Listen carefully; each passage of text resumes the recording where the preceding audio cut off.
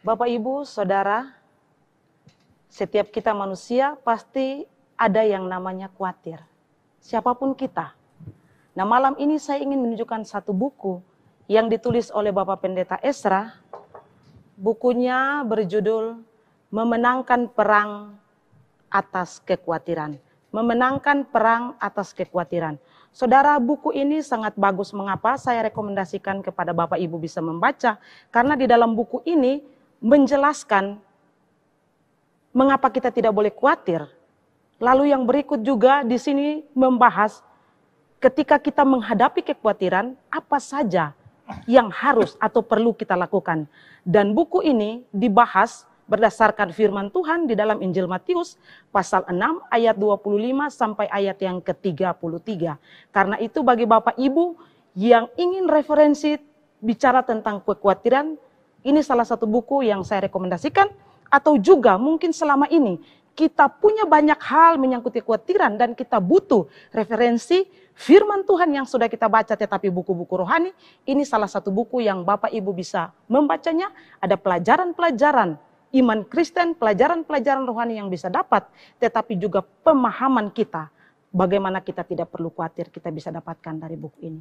Jika Bapak Ibu berminat, Bapak Ibu bisa menghubungi kami melalui nomor yang ada di layar kaca Bapak Ibu sekalian. Ya, Bapak Pendeta, kita masuk kepada pertanyaan yang berikut. Saya mau tanya tentang Roma 3 ayat 12 yang berbunyi, semua orang telah menyeleweng, mereka semua tidak berguna, tidak ada yang berbuat baik, seorang pun tidak. Apakah benar tidak ada manusia yang berbuat baik?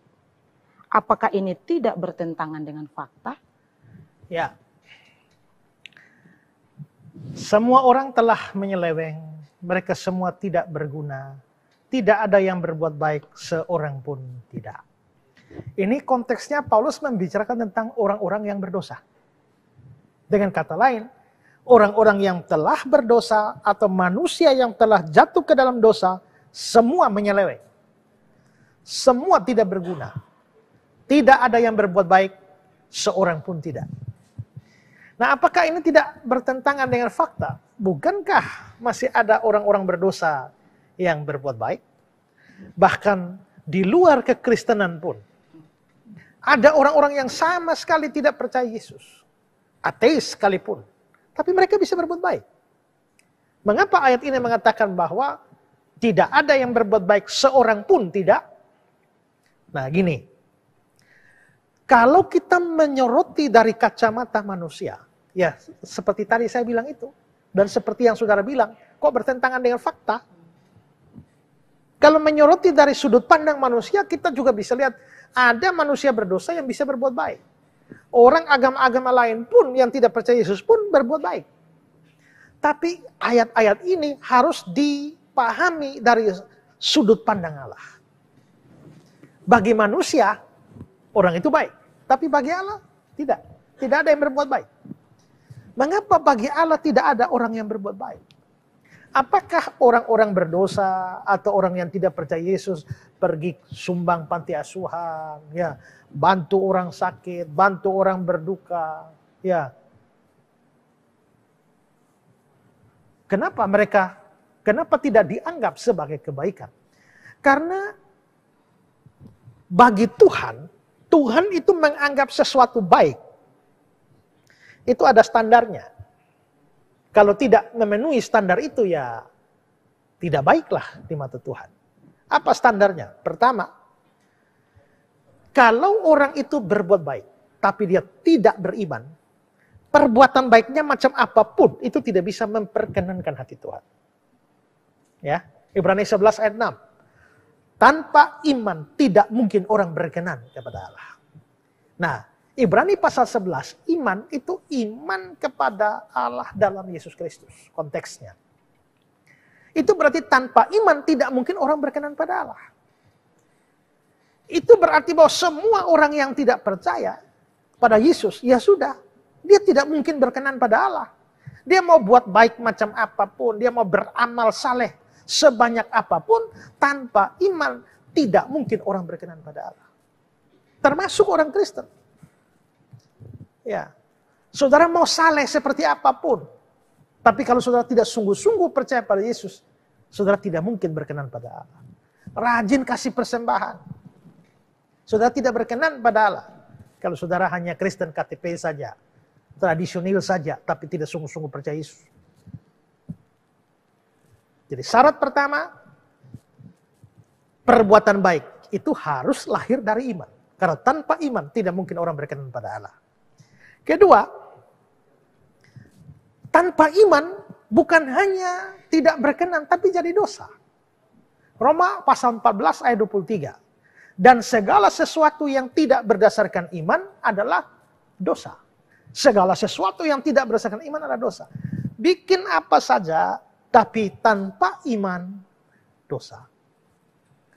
Buat jahat otomatis dosa. Tapi berbuat baik sekalipun tanpa iman, itu dosa. Roma 14 ayat 23. Bagaimana kalau saya, ini anggaplah saya bukan orang beriman. Saya lihat ada tetangga susah, tidak ada beras. Kasihan. Lalu saya beli beras, nih beras 10 kilo. Baik? Baik. Tapi kalau ayat ini diberlakukan dan segala sesuatu yang tidak berdasarkan iman adalah dosa, termasuk kasih beras pada tetangga itu, tapi tidak ada iman, ya sudah dosa. Berarti waktu saya kasih beras itu jadi dosa. Lihat orang kecelakaan. Aduh kasihan, tolong bawa dia ke rumah sakit. Baik, baik sebenarnya. Pada dirinya sendiri tindakan itu baik. Tapi begitu Tuhan lihat orang yang tolong ada iman, ternyata tidak ada. Tidak ada iman kepada Tuhan. Nah, ayat ini bilang, segala sesuatu yang tidak berdasarkan iman adalah dosa. Berarti menolong orang bawa ke rumah sakit juga dosa. Sumbang untuk gereja. Pembangunan gereja. 100 juta. Baik, baik sebenarnya. Tapi Tuhan lihat orang ini, ada nggak iman di hati dia? Percaya nggak? Ternyata dia tidak percaya. Pada waktu dia kasih uang 100 juta untuk gereja, pembangunan gereja, segala sesuatu yang tidak berdasarkan iman, termasuk sumbang 100 juta untuk pembangunan gereja, adalah dosa. Berarti dia sumbang juga dosa. Rajin ibadah, rajin kebaktian. Tiap hari Minggu kebaktian terus. Tapi Tuhan lihat sebenarnya dia tidak beriman. Dia rajin kebaktian hanya karena kewajiban. Rajin kebaktian pemuda-pemuda, rajin kebaktian karena untuk cuci mata, lihat cewek. Tidak ada iman. Pada waktu kamu datang ke gereja, kebaktian, kamu berdosa. Kalau memang saya sumbang beras itu dosa, ya. Bawa orang ke rumah sakit jadi dosa. Sumbang 100 juta ke gereja jadi dosa. Terus, apa lagi? Rajin kebaktian jadi dosa. Mending daripada dosa, tidak usah ya. Iya. Daripada saya menyumbang jadi dosa, mending gak usah sumbang. Iya.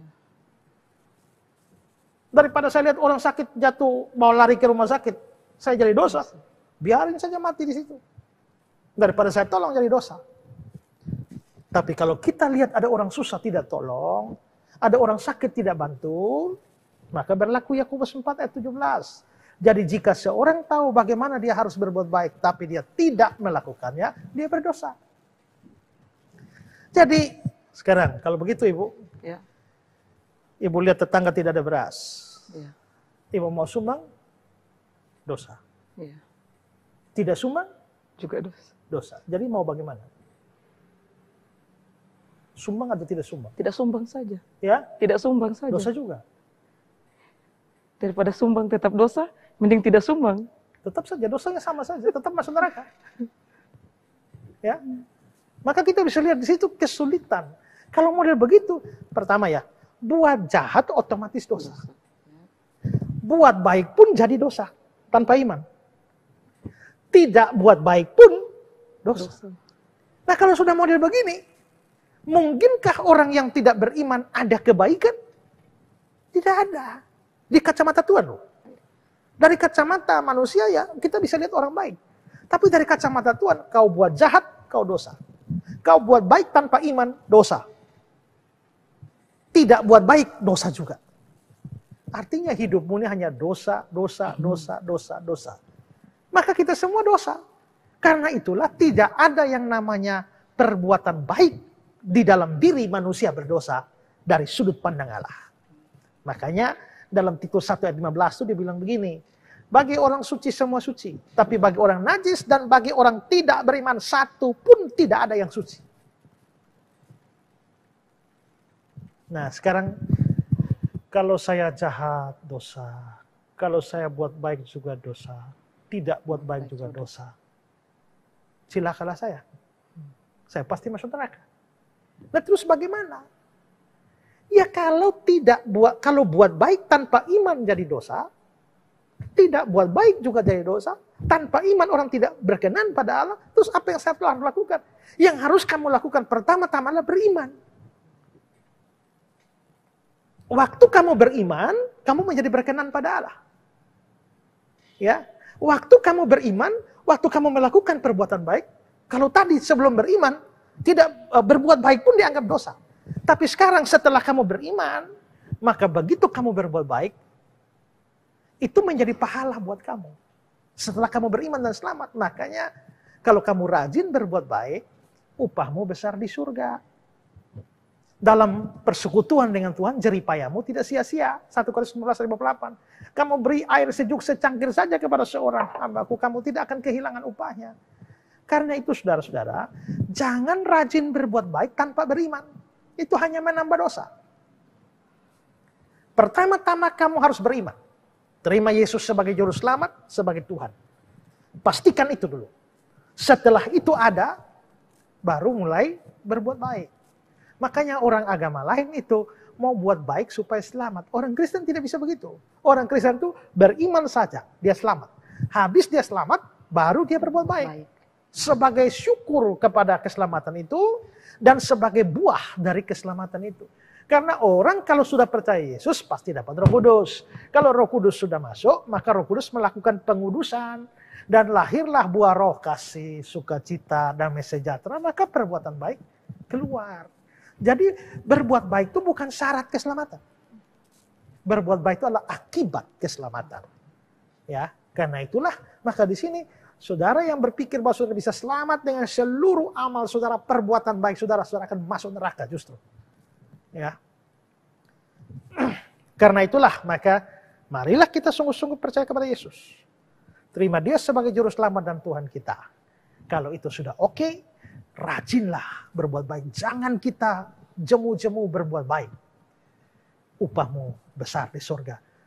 Sekecil apapun yang saudara kasih. Bantu tetangga, kasih beras, tolong orang bawa ke rumah sakit, sumbang untuk pembangunan gereja. Tuhan hitung semua. Tidak ada satupun yang Tuhan tidak hitung. Nanti Tuhan balas. Barang siapa menabur banyak, akan menuai banyak. Tidak harus di dunia. Tuhan bisa berkati di dunia, kalau tidak di dunia, di dalam kehidupan yang kekal, upah besar menanti kita yang setia dan rajin berbuat baik. Kalau hanya bilang, saya beriman, saya tidak berbuat baik. Nah itu yang Yakobus bilang, iman tanpa perbuatan mati. Tapi ada orang berbuat baik saja, tidak beriman, yaitu hanya menambah dosa, menumpuk dosa. Jadi berimanlah lebih dulu, baru berbuat baik. Ya, baik. Jadi benar-benar bahwa yang dikatakan firman Tuhan tidak seorang pun bisa berbuat dalam pandangan Allah. Ya, bukan dalam pandangan di sesama manusia. Dalam pandangan Allah untuk orang yang tidak beriman. Ya. Orang yang belum percaya Yesus. Ya. Kalau orang percaya Yesus, perbuatan baiknya sudah ada di mata Tuhan. Ya. Ya. Yayasan Karya Bakti Esra Soro atau disingkat KABES hadir sebagai wadah untuk memberitakan Injil dan melayani secara holistik. Yayasan ini didirikan oleh Pendeta Esra Alfred Soro di Kota Kupang, Nusa Tenggara Timur dan bergerak di bidang sosial dan keagamaan. Yayasan ini memiliki visi menjadi lembaga yang mempunyai andil dalam membentuk kekristenan yang gigih dalam memberitakan Injil serta setia kepada ajaran yang alkitabiah dan melayani secara holistik. Dan misi dari yayasan ini yaitu melakukan pemberitaan Injil dan penyebaran ajaran yang alkitabiah secara langsung maupun melalui berbagai media, juga mempersiapkan dan mengutus misionaris-misionaris lokal ke berbagai wilayah, terutama ke pelosok-pelosok, serta mengadakan seminar-seminar atau pelatihan-pelatihan doktrinal dan melakukan aksi-aksi sosial yang mengarah kepada pelayanan Kristiani yang bersifat holistik. Berikut serangkaian kegiatan yang telah dilaksanakan oleh Yayasan Karya Bakti Esra Soru. Bagi saudara dimanapun berada yang rindu untuk mendukung pelayanan kami, khususnya melalui dukungan dana, maka saudara dapat menyalurkannya ke nomor rekening yang tersedia. Untuk informasi selengkapnya dapat menghubungi Sekretariat Yayasan Karya Bakti Esra Soru melalui nomor berikut ini. Mari beritakan Injil dan melayani sesama dengan kasih bersama Yayasan Karya Bakti Esra Soru. Tuhan Yesus memberkati.